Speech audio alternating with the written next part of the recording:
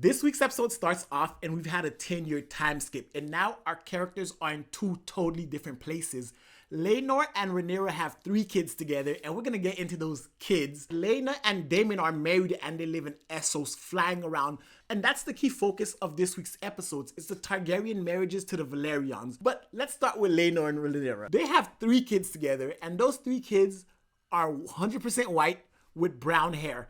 And of course, Laenor is light skin, Rhaenyra's white. They have white hair. Those kids are not Laenor Velaryon's children, but Rhaenyra is going on like they are. And even King Viserys, looking at the kids, he had the audacity to look us in the eye and say, oh, he has his father's nose.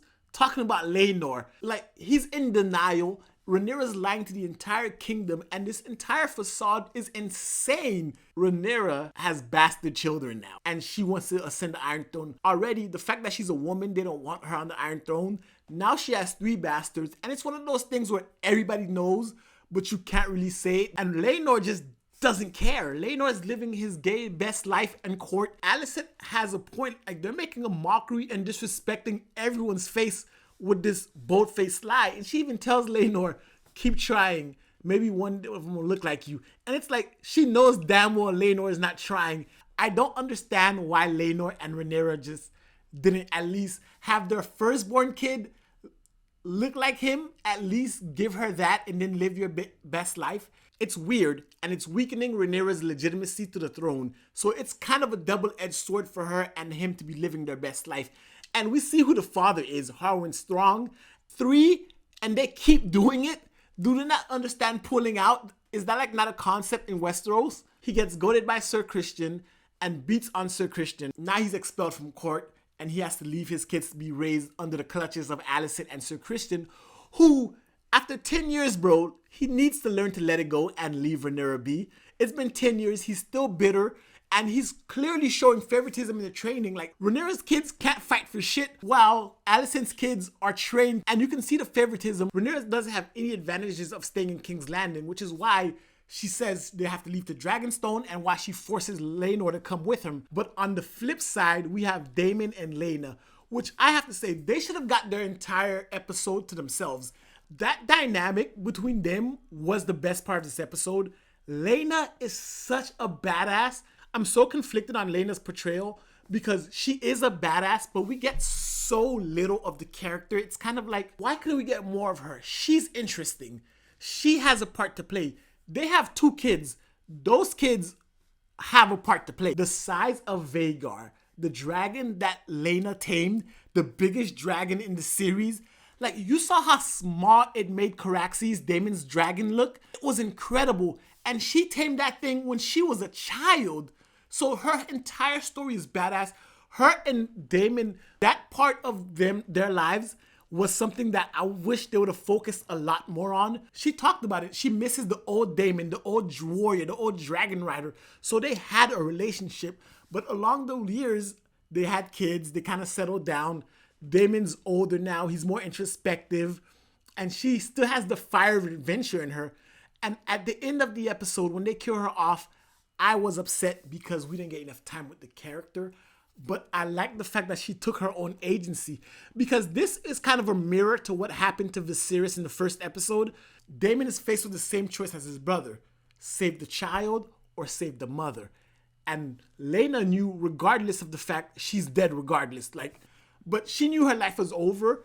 And instead of dying in bed or getting sliced open or just going out like a regular lady, she went out like a pure badass. She went out, stood tall, had Vhagar, the biggest dragon with the hottest flames, burn her, Dracarys, and I was like, damn. And you saw Daemon come running after her. I have to say, Daemon's character so far has been coming off as a dick. For the first 5 episodes, total dickhead, right?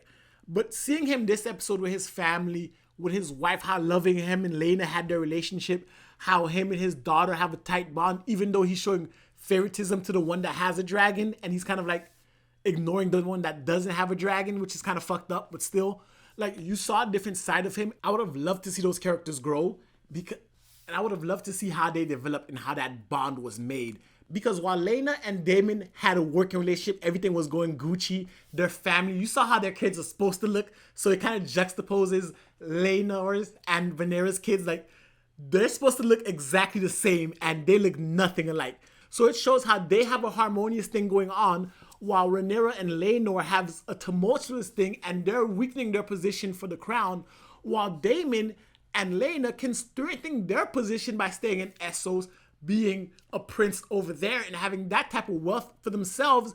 It shows how when you handle your affairs, how it works.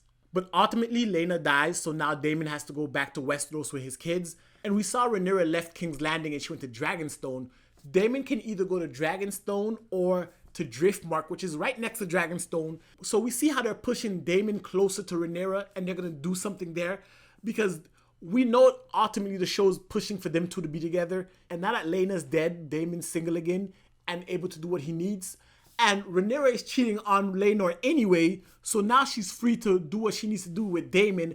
And you see how now, how her weakened position and Daemon's position of strength coming together, which is setting them up on Dragonstone and Driftmark with Corlys Velaryon. So now we have Rhaenyra's entire side of the conflict on one central location. We see how Larys killed his father, killed his brother, and now he essentially wiped out the hand of the king and the father to Rhaenyra's bastard children, while setting himself as the new ruler of Harrenhal.